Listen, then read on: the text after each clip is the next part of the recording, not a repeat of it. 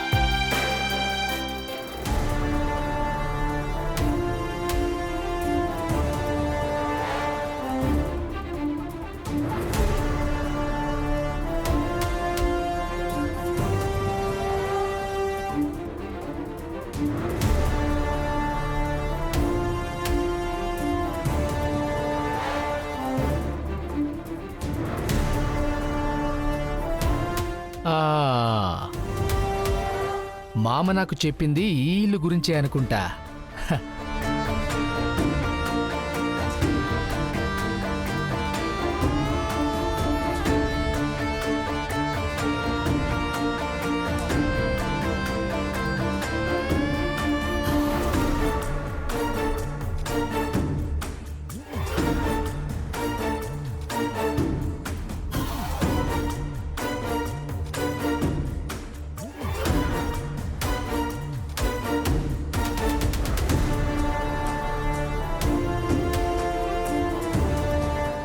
ఆలోచించకు రాజు, నిన్ను నీ బబ్లీని కలవకుండా ఆపెంత తలుపులు ఇంకా ఎవరు తయారు చేయలేదు.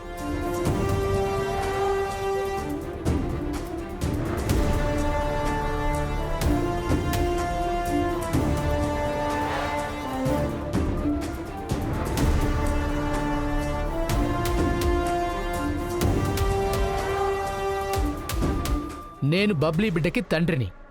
నాకు నా బిడ్డ కావాలంతే.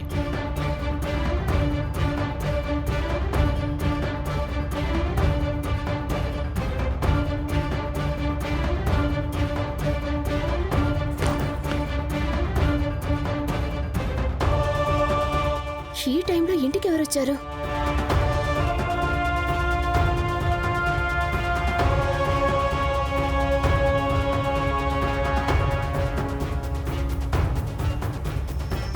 ఆహా, నా అదృష్టం ఎంత బాగుందో.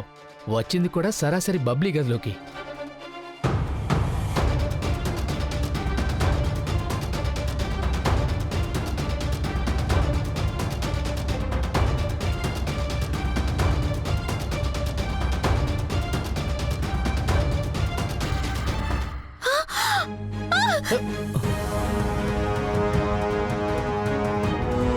రాజు నువ్వా నువ్వు ఇక్కడేం చేస్తున్నావు? ఏంటోయ్ ఇది నువ్వు నన్ను అడుగుతున్నావా?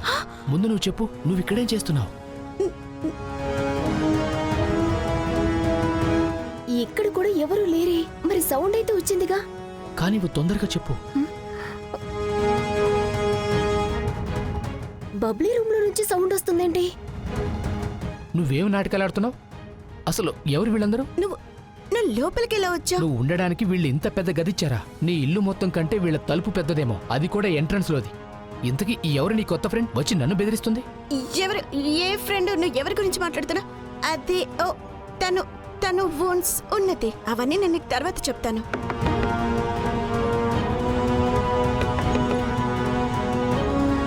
బబ్లీ నువ్వు బానే ఉన్నావా? నువ్వు లే తొందరగా లే.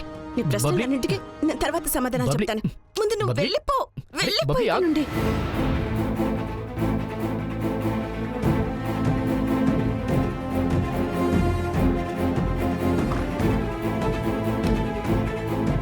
బబ్లీ, నేను బయట ఏవో సౌండ్స్ విన్నాను. నువ్వు బానే ఉన్నావు కదా? నేను బానే ఉన్నాను. నాకు నీ మాట వినిపించింది. ఏమైంది? నువ్వేంటి ఇక్కడ?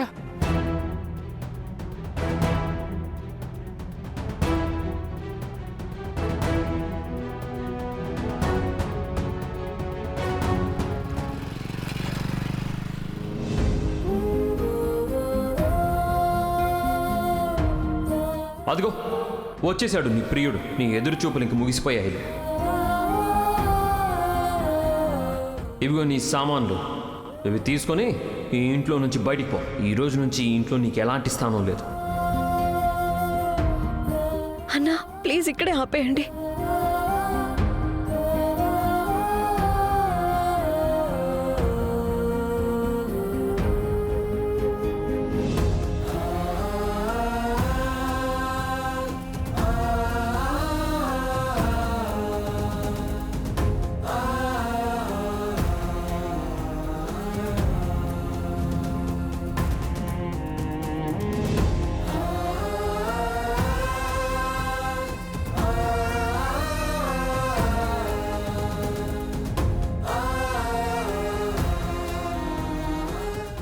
అసలు ఇక్కడేం చేస్తున్నావు?